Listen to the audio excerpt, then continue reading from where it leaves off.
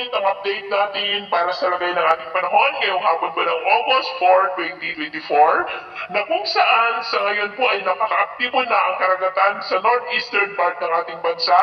at may tatlong sama ng panahon na nga po na nabuo, si 91W, 92 at 93W. Ang nandito po sa loob ng ating area of responsibility base po sa datos ng JMA o yung Japan Meteorological Agency ay maituturing na po itong bagyo at kung bagyo na rin sa datos ng pag-asa ay tatawagin na po yan sa local name na bagyong Bindo.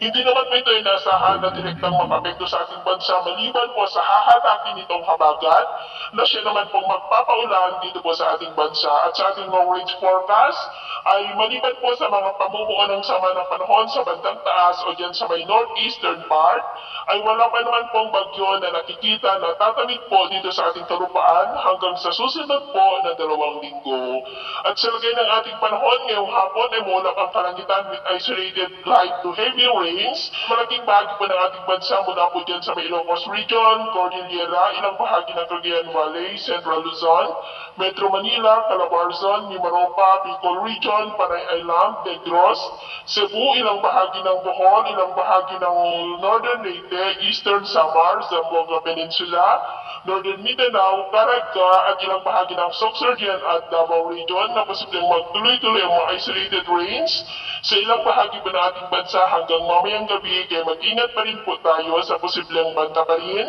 ng mga pagbaha at pagguho ng lupa. Atin naman po mga baybayin, wala naman po tayong nakataas na namang gale warning signals pero ba yung pag-ingat lamang po kung papalaod tayo para mas makaiwas sa mga sakunang pangkaragatan.